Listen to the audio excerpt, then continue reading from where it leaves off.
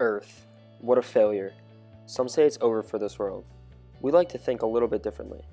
Our issue is that we all focus on our mistakes and what is wrong with the world, but never have we ever focused on how to change our big blue planet. It starts with our cities. In the US alone, 80.7% of citizens live in or near major cities. 80.7%. So, let's start in the heart of every country, the major cities. It is time to make those gray, gloomy cities into a green and welcoming environment. To save Earth, we need to change our lifestyles and change the environment in which we are living in. To do so, we need to turn our attention to our cities, transportation, and our food system.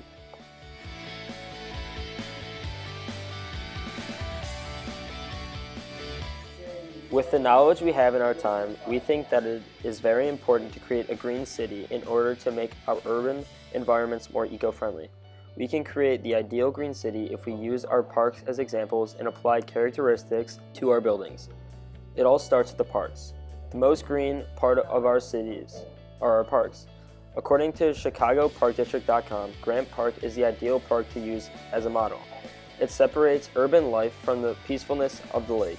All you see is green in the parks of Chicago. Green, green, green, green. It's everywhere. The urban side of Chicago needs to listen to the parks.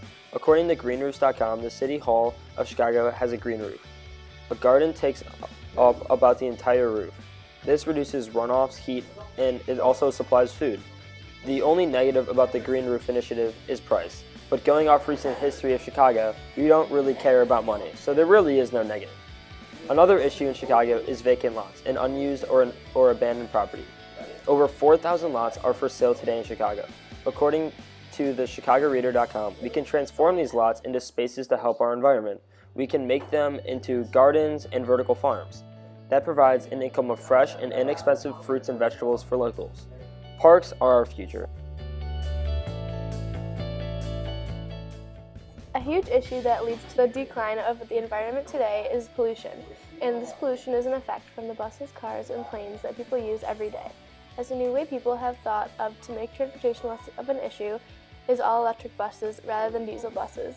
These buses will be good for the environment, public health, and the agency's bottom line over the long run. They are cleaner and average 100 miles per day. In addition, according to a bus driver instructor, Don Winston, referring to the new electric buses, it's just a smoother ride and a cleaner ride too, showing that these buses aren't only good for the environment but also a more appealing way to travel. Another way we can influence the environment is for the better is by using the Divvy bike system in Chicago. This system provides a public bike that anyone is able to use for any amount of time for a little amount of money. This is a lot better for the environment than taking a car or bus. It improves air quality and reduces carbon emission. According to the E-Squared video, this idea of a social biking system was specialized in Paris. They called it VLib. It was a way for the public to interact with one another and also leave less of a carbon footprint without even knowing it. In order to create a sustainable environment, it's important to take notice of how much pollution we put into the world as individuals on a daily basis and try to limit it.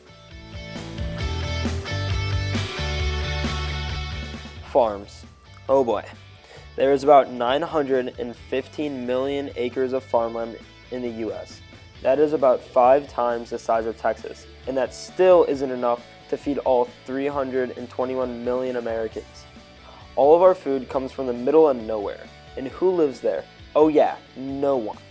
It would be way more convenient and logical to just grow the food where most of us live. We need food in our city.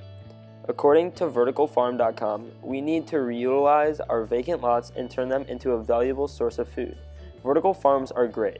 Instead of spreading out food on millions of acres, why not just go, oh, there's a lot of open air that is available. It would create a direct source of food in urban areas and completely diminish the cost of transportation. It's a double whammy.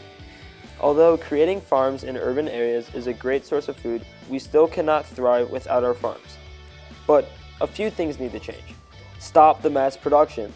Cows on cows on cows. Would you like to stand in a muddy pit with hundreds of sweaty, dirty, feces-covered humans? That's what I thought. According to the Food Inc. movie we watched in class, mass production of livestock is a breeding ground for superbugs. We feed these animals tons of antibodies along with meat and corn. What do cows eat in the wild? Grass. The major meat companies are feeding their cows other cows. I call that cannibalism. We need to fix this. We need to go back to how we made our food from the 1800s. If we grow all naturally and locally, we will not have these E. coli epidemics as well. For the time being, the best thing that you can do is to buy from locally sourced farms and make these meat monopolies die off. Our society is dying. We are removing ourselves from our traditional practices. Don't fix something that isn't broken. We need to combine our new technology advances and better knowledge of science with the older, out-of-date practices.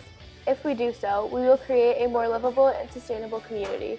Together, we can change our image on the environment.